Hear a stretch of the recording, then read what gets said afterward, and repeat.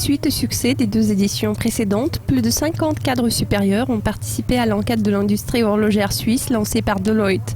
Catherine Cheguedi est notre invitée aujourd'hui. Elle va nous parler plus en détail des résultats qui en découlent. Karine, ravie de vous accueillir. Merci de me recevoir. Jetons un coup d'œil aux résultats de cette enquête. Les exportations des montres suisses ont culminé en 2013 lorsque le chiffre d'affaires a atteint un record de 20,6 milliards de francs suisses, et tout ça dans le contexte de la récession. Cette récession a-t-elle vraiment eu lieu? Et à votre avis, qu'est-ce qui différencie ce secteur des autres qui ont dû faire face à plusieurs défis ces dernières années?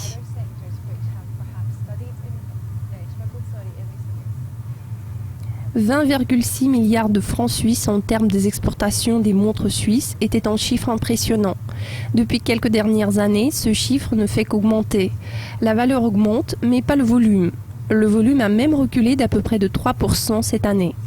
L'une des explications apparentes, c'est que le nombre de montres mécaniques augmente, tandis que le nombre de montres à quartz a baissé de 3 millions d'unités au cours des 2 dernières années.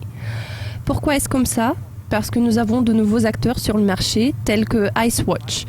Icewatch a vendu plus de 3 millions de montres en 2013. Les montres mécaniques sont un produit de luxe et un business de luxe, et l'industrie du luxe se porte très bien. Nous avons récemment mené une étude des plus grandes maisons de luxe.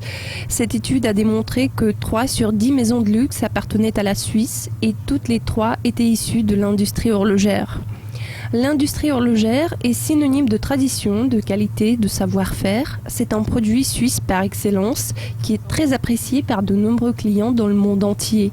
Et même si la demande n'est pas si prononcée dans certaines régions, elle reste très forte dans d'autres régions.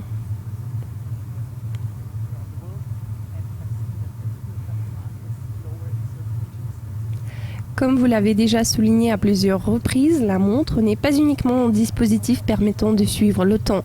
En Suisse, c'est une sorte de déclaration de statut considérée comme un luxe. Dans le monde entier, la montre peut être considérée comme un ordinateur personnel connecté à tous vos systèmes domestiques et permettant de résoudre quoi que ce soit. Les acteurs du marché ont-ils vraiment apprécié les montres intelligentes en tant que les appareils en mesure de changer les règles du jeu, et considèrent-ils les fabricants de smartwatch comme de vrais concurrents?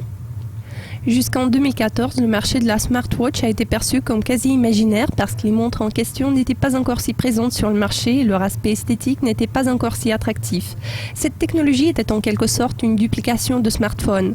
L'écran était trop petit, l'autonomie était très limitée, donc de nombreux facteurs jouaient en défaveur de ce choix.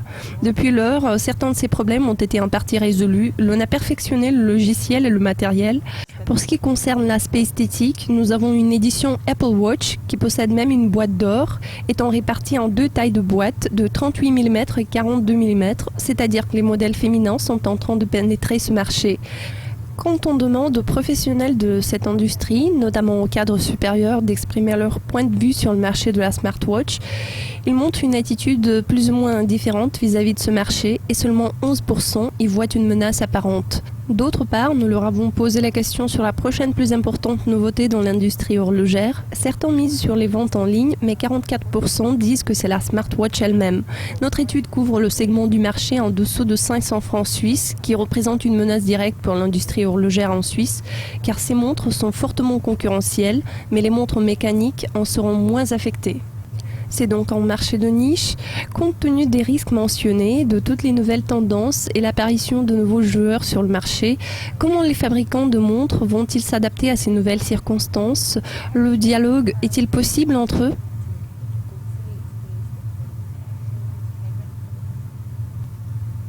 Nous ne savons pas ce que nous réserve l'avenir. Cependant, certains fabricants de montres ont déjà noué des partenariats et lancé des recherches communes. L'industrie horlogère suisse trouvera sûrement une solution. Je dois souligner que notre enquête avait été lancée avant l'introduction des nouvelles smartwatches telles que Samsung, LG, Sony et Apple Watch. Les résultats de cette étude diffèrent certainement de ceux qui auraient pu être réalisés aujourd'hui. Mais il y a encore des opportunités et des risques. L'une des possibilités qui se présente, c'est que les jeunes gens qui ne portaient pas de montre en se servant de leur portable pour regarder l'heure vont commencer à porter quelque chose au poignet, et puis il se peut qu'ils entrent le marché des montres dites traditionnelle. Je ne pense pas qu'on puisse vraiment comparer cette situation à celle des années 70 lorsque les montres à quartz sont apparues sur le marché, car c'était le cas des deux différentes technologies pour le même produit. Là, il s'agit de deux produits complémentaires au même poignet. Pour l'instant, c'est comme ça, mais c'est une discussion intéressante et je crois que l'année 2015 pourrait devenir cruciale pour l'industrie de la smartwatch. Super, c'est un sujet passionnant. Il est intéressant de suivre l'évolution de ce marché. Karine, merci de votre participation, c'était un plaisir. Plaisir partagé, merci.